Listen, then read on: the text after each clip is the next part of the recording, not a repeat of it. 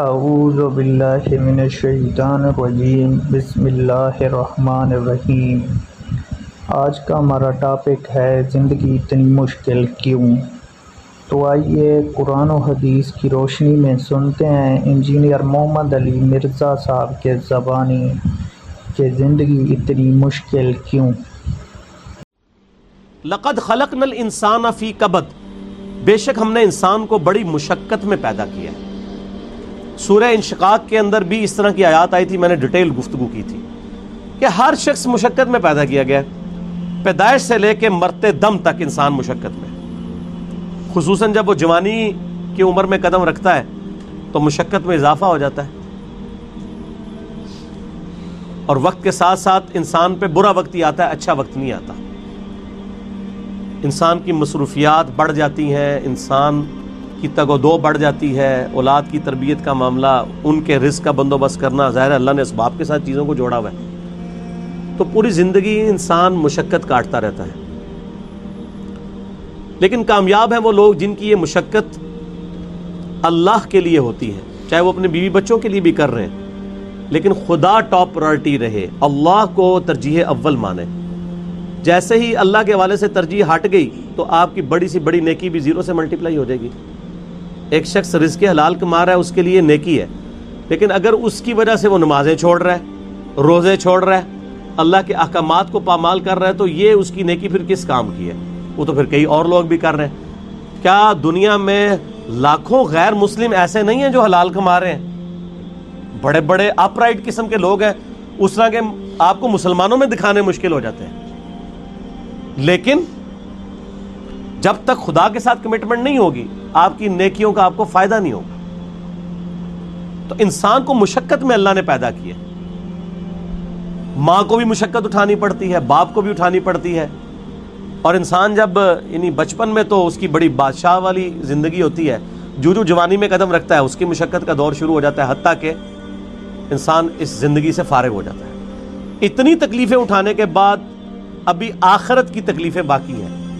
اگر کسی نے دنیا میں اللہ کی مرضی کی زندگی گزاری تو اس کی یہ مشقت عارضی ہے، ہمیشہ کی کامیابیاں اس کا مقدر ہے، اور اگر کسی نے دنیا اپنی مرضی کی گزاری تو یہاں پہ کتنی عیاشی کر لے گا، وہ الٹیمیٹلی مر کے ہمیشہ کی زندگی میں اللہ تعالیٰ کے حضور اسے ناکامی کا سامنا کرنا پڑے گا، اور ہمیشہ کی مشقتیں، ذلت اور عذاب اس کا مقدر ہونے والی ہیں، وَلِعَوْذُ بِاللَّهِ تَعَالَى۔ تو انسان کی کوشش ہوتی ہے، اب وہ کوشش اگر پازیٹیو ہے رزلٹ پازیٹیو نکلے گا، نیگیٹو ہے تو نیگیٹو نکلے گا۔ اسی کا ذکر اب آگے آ رہا ہے، أَيَحْسَبُ أَن لَّن يَقْدِرَ عَلَيْهِ أَحَدٌ، کیا انسان یہ گمان کرتا ہے کہ اس پر کسی کا بس نہیں چلے گا؟ یعنی وہ اگر دنیا اپنی مرضی کی گزار ہے تو یہ سمجھ رہا ہے آخرت بھی اپنی مرضی کی گزارے گا؟ نہ، ایسا نہیں ہوگا۔ یقول اہلکت مالا لبدا، بڑے فخر سے کہتا ہے کہ میں نے تو بڑا مال خرچ کیا ہے۔ اسپیسیفکلی تو اشارہ ہے مشرکین عرب کے ان امیر لوگوں کی طرف جن کا ذکر قرآن پاک میں کئی جگہ ہے کہ وہ بڑا فخر کرتے تھے کہ ہم حرم مکہ کی جو خدمت ہے وہ ہمارے ذمہ ہے، ہم یہاں پہ حاجیوں کے اوپر جو ہے وہ خرچہ بھی کرتے ہیں، اللہ کی راہ میں لوٹاتے ہیں۔ اللہ فرماتا ہے ان اعمال کا فائدہ نہیں ہے جب تک تم اللہ کی توحید اور اس کے نبی علیہ السلام کی رسالت پر ایمان نہیں لاؤ گے، شرک سے کنارہ کشی اختیار نہیں کرو گے، تو یہ حاجیوں کے اوپر کھانا پینے کے اوپر پیسے صرف کرنا، یہ مال جو تم لگا رہے ہو اور بڑی اکڑ رہے ہو کہ اللہ کے حضور اس کا کوئی اجر ملے گا، کوئی اجر نہیں ہے اس کا۔ اَيَحْسَبُ أَن لَّمْ يَرَهُ أَحَدٌ، کیا وہ خیال کرتا ہے کہ اسے کسی نے نہیں دیکھا؟ اس کو نہیں پتا یہ تم لوگ کس لیے کر رہے ہو، وہ کرتے تھے صرف اپنی عمارت کو جتانے کے لیے، ریاکاری کے لیے، لوگوں پہ اپنی جو دولت ہے اس کا روب ڈالنے کے لیے۔ جس طرح آج کل بھی آپ دیکھتے ہیں لوگ مساجد کے اندر وضو خانے بنواتے ہیں، ٹوائلٹس بنواتے ہیں، قالین ڈلوا لیتے ہیں، تو باقاعدہ وہ کئی جگہ پہ تو دیکھا گیا نیم پلیٹ لکھوا دیتے ہیں کہ وضو خانہ فلاں کے لیے ہوا ہے، فلاں کے سالے ثواب کے لیے۔ بھائی اگر سالے ثواب کے لیے بھی ہے تو اللہ کو تو پتہ ہے نا، آپ کے لکھنے کا تو اللہ محتاج نہیں ہے، نیکیوں کو تو چھپانا چاہیے۔ یہ خطرہ ہے کہ آپ کی نیکیاں برباد ہو جائیں، اور کئی لوگ تو جو ہے وہ حرام کے مال سے جو ہے اس طرح کے معاملات چل رہے ہوتے ہیں ان کے۔ اور وہ یہ سمجھتے ہیں کہ ہم اللہ کی راہ میں تھوڑا سا پیسہ خیرات کر کے اپنے باقی کے مال کو حلال کر لیں گے. ایسا نہیں ہوگا. اللہ تعالیٰ بہت غیرت مند ہے.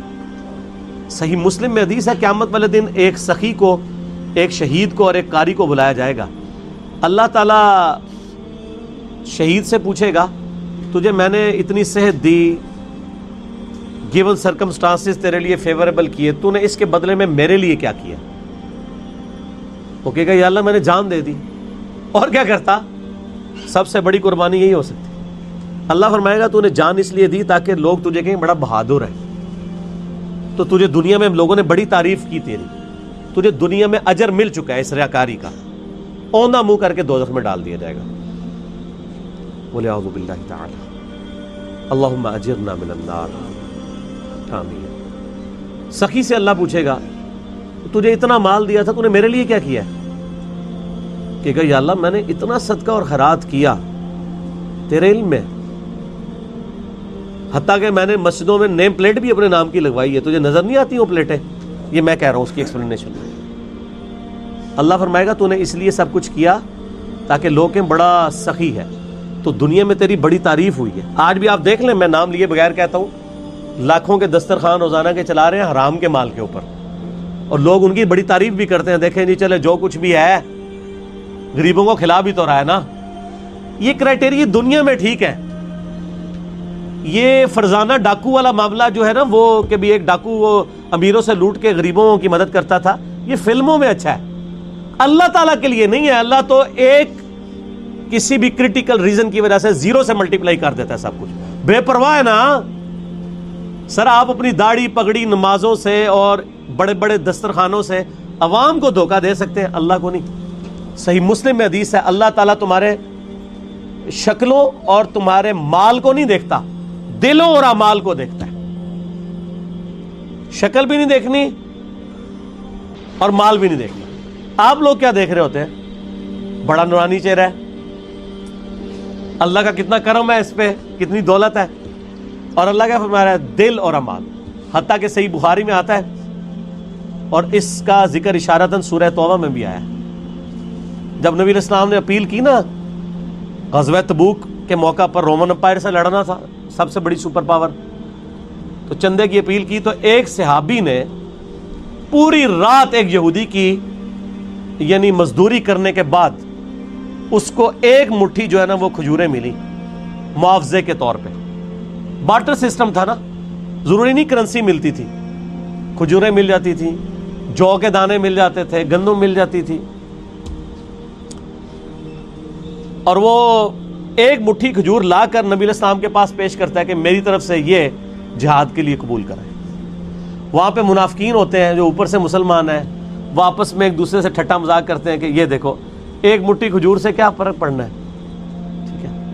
اور نبی علیہ السلام اتنے خوش ہوتے ہیں کہ آپ علیہ السلام ان کھجوروں کو وہ جو جتنا مال ہے اس کے اوپر یوں بکھیرتے ہیں اور فرماتے ہیں یہ سب پہ بھاری ہے. پیچھے اخلاص ہے نا. اسی لیے دیکھیں نیکیاں قیامت والے دن گنی نہیں جانی، تولی جانی ہے. مکے کے اندر رہنے والا شخص جو روزانہ 5 وقت نماز حرم میں پڑھتا ہے، ہزاروں لاکھوں نمازوں کا ثواب کماتا ہے. عین ممکن ہے کہ اس کی لاکھوں نمازیں. ایک وہ شخص جو سڑک کے کنارے مزدوری کرتا ہے، وہ مسجد تک بھی جانے میں اس کو تردد ہے، اور وہیں پہ وہ اپنا کپڑا ڈال کے جون جولائی کی تپتی دوپہر کے اندر سڑک کے کنارے کسی درخت کی چھاؤں میں صرف فرض ہی ادا کر لیتا ہے. اس کی ایک نماز ظہر ہو سکتا ہے اس کی ہزاروں نماز ظہر جو حرم میں ہے اس سے بڑھ کر ہو، کیونکہ اللہ نے نیکیاں تولنی ہے، گننی نہیں ہے. اگر کسی کے پاس 5 نوٹ 10-10 روپے کے ہوں اور ایک نوٹ 5000 روپے کا ہو تو ورتھ کس کی زیادہ ہے؟ 5000 کی. اگرچہ نوٹ وہ ایک ہے لیکن اس کی ویلیو زیادہ ہے. اسی طریقے سے اگرچہ حرم میں نیکیاں زیادہ ہیں لیکن ان کی ویلیو ورتھ، اسی کو وہ کہا جاتا ہے نا کہ اللہ تعالیٰ کوالٹی دیکھتا ہے، کوانٹٹی نہیں دیکھتا. کوالٹی اس کی زیادہ ہے. اس کو جو اللہ نے حالات و واقعات دیے تھے اس میں بیسٹ وہی پرفارم کر سکتا تھا. تو قیامت والے دن نیکیاں تولی جائیں گی، گنی نہیں جائیں گی. اور پھر اس میں آتا ہے کہ تیسرا قاری بلایا جائے گا، عالم، قرآن کا حافظ. صحیح مسلم کے الفاظ ہیں. ہاں بھائی قرآن کا علم دیا تھا، کیا کیا؟ کہے گا یا اللہ میں نے تو اتنے لوگوں کو تقریریں کی، اتنے واعظ کیے، اتنے درس قرآن دیے، یہ کرتا رہا. اللہ نے فرمایا وہ اس لیے کرتا رہا کہ لوگ تیری بڑی تعریف کریں کہ تو بڑا علامہ ہے.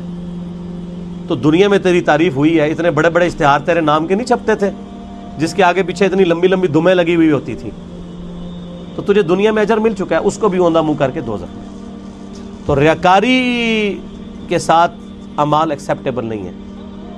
اَيَحْسَبُ أَن لَّمْ يَرَهُ أَحَدٌ، کیا اس نے یہ خیال کیا کہ اسے کوئی دیکھ نہیں رہا؟ أَلَمْ نَجْعَل لَّهُ عَيْنَيْنِ، کیا ہم نے ان کے لیے دو آنکھیں نہیں بنائیں؟ اب یہ اللہ تعالیٰ انسانوں کو مخاطب کر رہا ہے کہ جو میں نے تمہیں نعمتیں دی ہیں ان پر غور و تفکر کرو، اور پھر اس کا تقاضا کیا ہے وہ بھی آگے بیان ہوگا. ہم سب جتنے 100+ یہاں لوگ بیٹھے ہیں یا ہزاروں لوگ جو ویڈیو میں دیکھیں گے، کہ پوری دنیا کے انسان اپنے آپ کو سامنے رکھیں. اللہ تعالیٰ آپ سے مخاطب ہے. أَلَمْ نَجْعَل لَّهُ عَيْنَيْنِ، کیا میں نے تم لوگوں کو آنکھیں نہیں دیں؟ وَلِسَانًا وَشَفَتَيْنِ، اور ایک زبان اور دو ہونٹ نہیں دیے؟ اس کے اندر قیامت مضمر ہے میرے بھائی. یہ زبان اور ہونٹ نہ ہو تو بچہ بڑا ہی نہیں ہو سکتا. اور جو ساتھ جبلی ہدایت اللہ نے دی ہے اسے پتا ہے کہ میں نے دودھ کیسے پینا ہے. بچے کو سکھانا نہیں پڑتا، وہ اپنی جبلی ہدایت، نیچرل انسٹنکٹ جسے کہتے ہیں، جیسا کہ ایک بکری کی نیچرل انسٹنکٹ ہے کہ وہ گوشت کی طرف دیکھے گی بھی نہیں اور گھاس کھائے گی. اور شیر جو ہے وہ گھاس اس کے سامنے، تازہ گھاس کیا تازہ سبزیاں بھی لا کے رکھیں وہ اس کی طرف منہ بھی نہیں مارے گا، گوشت کھائے گا. اس طرح کی اللہ تعالیٰ نے ہر انسان کو بھی ایک انسٹنکٹ دی ہے جس کی وجہ سے وہ بچپن ہی سے ان چیزوں کی طرف مائل ہو جاتا ہے. ہونٹ اور زبان چوسنے کے لیے. وَهَدَيْنَاهُ النَّجْدَيْنِ، اور ہم نے اس کو دو راہیں دکھا دیں، دو گھاٹیاں دکھا دیں. ایک معنی اس کا یہ بھی کیا گیا ان دو گھاٹیوں سے مراد اس بچے کے لیے جو ماں کے دودھ پینے کی جگہ ہے وہ مراد لی گئی ہے، کیونکہ ہونٹوں کا ساتھ ذکر ہے اور زبان کا ذکر ہے، اور اس کے بعد اس کو جبلی ہدایت بھی دی ہے یہاں سے تجھے دودھ ملے گا. اور ایک اس کا معنی یہ کیا گیا ہے کہ ان گھاٹیوں سے مراد یہ ہے کہ اسے بتا دیا گیا ہے کہ یہ حق کا راستہ ہے، اس کا انجام جنت ہے، اور یہ برائی کا راستہ ہے، اس کا انجام جہنم ہے. اِنَّا هَدَيْنَاهُ السَّبِيلَ إِمَّا شَاكِرًا وَإِمَّا كَفُورًا، ہم نے ہدایت کا راستہ دکھا دیا ہے، چاہے شکر گزاری کی روش اختیار کرو خواہ نہ شکری کی. فَلَقْتَحَمَ الْعَقَبَةَ، پھر وہ داخل ہی نہیں ہوا اس گھاٹی کے اندر جو اللہ کی ریکوائرمنٹ تھی کہ کون سی گھاٹی اختیار کرنے والی تھی. وَمَا أَدْرَاكَ مَا الْعَقَبَةُ، اور تمہیں کیا پتا ہم کس گھاٹی کا ذکر کر رہے ہیں. فَكُّ رَقَبَةٍ، وہ گھاٹی ہے غلاموں کی گردن کو چھڑانا.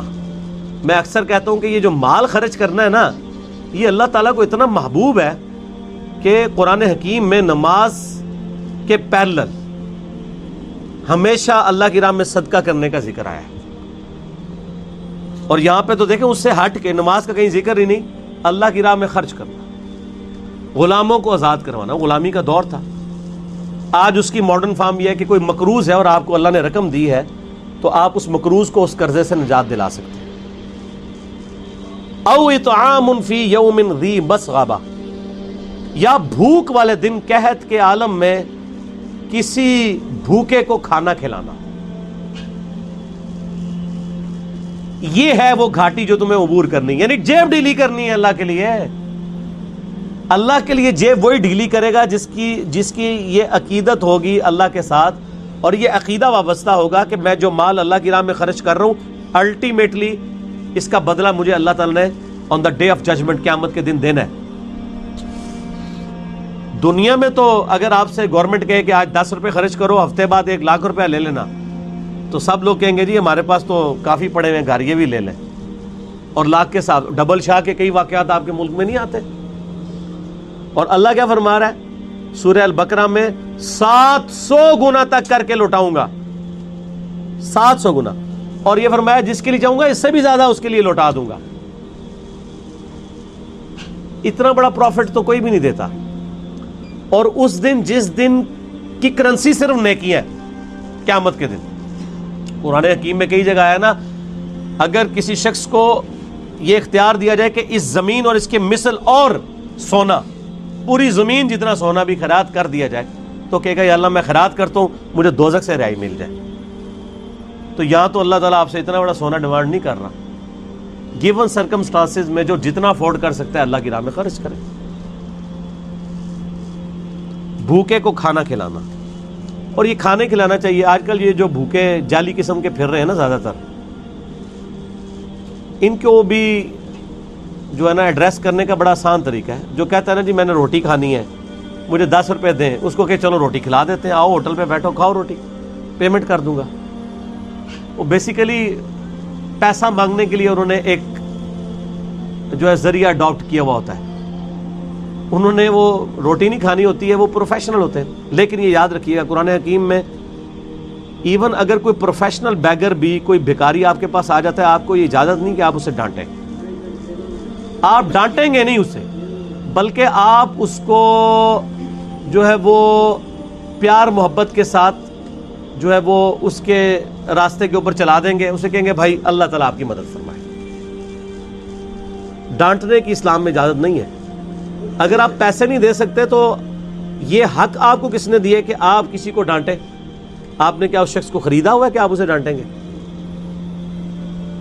کوئی آتا ہے آپ اس کو دعا ہی دے دیں کہ اللہ تعالیٰ آپ کی اس پریشانی کو دور فرمائے.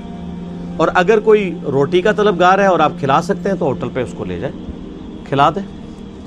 اور آپ دیکھیں گے اکثر لوگ ہی فارغ ہو جاتے ہیں. کئی لوگ مسجدوں میں کھڑے ہوتے ہیں، او جی جیب کٹ گئی ہے، فلاں شہر جانا ہے، کرایہ چاہیے. آپ ان کو اگر کہیں کہ ہاں آپ کو بس میں بٹھا دیں تو 100 میں سے شاید 2 یا 3 بندے تیار ہوں گے. تو مقصد تو ان کا جانا تھا. میں تو یہی کرتا ہوں، اگر کسی کو اس طریقے سے معاملہ ہو تو میں تو پھر اس کو بس میں بٹھا کے آتا ہوں، کنڈکٹر کو کرایہ اس کے ہاتھ میں، اور ساتھ کیا کہتا ہوں کہ اگر یہ اترے تو کرایہ تیرا. چلو اس غریب کے کام آ جائے نا، اس کو نہیں دینا جس نے 2 نمبری کی ہے، جھوٹ بولا ہے. اگر ایسا کوئی کرے تو یتیماً ذا مقربہ، یا یتیم جو کہ رشتہ دار بھی ہو اسے کھانا کھلایا جائے. او مسکیناً ذا متربہ، یا مسکین جو ہے جو خاک نشین ہے، مٹی پہ بیٹھنے والے جن کے پاس جگہ بھی نہیں ہے، ان کو کھانا کھلانا، یہ اللہ تعالیٰ کے حضور نیکیوں میں سے ایک نیکی ہے. ثم كان من الذين آمنوا وتواصوا بالصبر وتواصوا بالمرحمہ، پھر اس کے بعد ایمان والوں سے جو ایک دوسرے کو نصیحت کرتے ہیں صبر کی، اور ایک دوسرے کو رحمت کی نصیحت کرتے رہتے ہیں. دیکھیں اللہ کی راہ میں صدقہ اور خیرات کرنے کے بعد اللہ تعالیٰ نے ایمان لانے کا ذکر کیا ہے، اور اللہ کی راہ میں جو صبر و استقامت ہے اس کا ذکر کیا ہے، صرف امپورٹنس بتانے کے لیے کہ اللہ کی راہ میں جیب ڈھیلی کرنے کی کتنی امپورٹنس ہے. ایمان لانے والے، صبر اختیار کرنے والے اور صبر کی تلقین کرنے والے. یہ تو خیر ڈیٹیل آگے سورۃ العصر میں آئے گی نا، جو 4 کامیابی کے لیے شرائط ہے، ان میں آخری 2 شرائط یہی ہیں کہ آپ نے حق بات کی تلقین کرنی ہے اور صبر کی تلقین کرنی ہے. اولئک اصحاب المیمنہ، یہی وہ لوگ ہیں جو قیامت والے دن دائیں ہاتھ والے ہوں گے، یعنی ان کا نامہ اعمال ان کے دائیں ہاتھ میں دیا جائے گا. والذین کفروا، وہ جو انکار کرنے والے ہیں، ناشکری کرنے والے ہیں، بآیاتنا، ہماری آیات کی، ہم اصحاب المشأمہ، وہ لوگ ہوں گے بائیں ہاتھ والے. علیہم نار مؤصدہ، ان پر قیامت کے دن آگ چھا رہی ہوگی. بولے اعوذ باللہ تعالی اللہم اجرنا من النار، آمین. یہ قرآن کا اسلوب ہے کہ جب بھی اہل ایمان کا ذکر ہوتا ہے نا تو ساتھ ہی ساتھ فاسقین کا اور اہل جہنم کا بھی ذکر ہوتا ہے.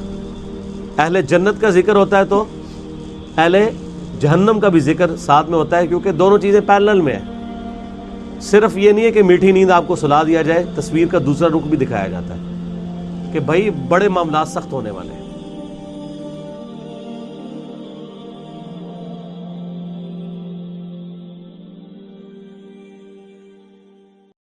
تو آئیے ہم سب مل کے دعا کرتے ہیں اللہ تعالیٰ ہر مسلمان کی مشکلوں کو دور عطا فرمائے۔ ہر نئے ویڈیو کے لیے ہمارے چینل کو سبسکرائب کیجیے تاکہ ہر نئی آنے والی ویڈیو آپ تک پہنچے۔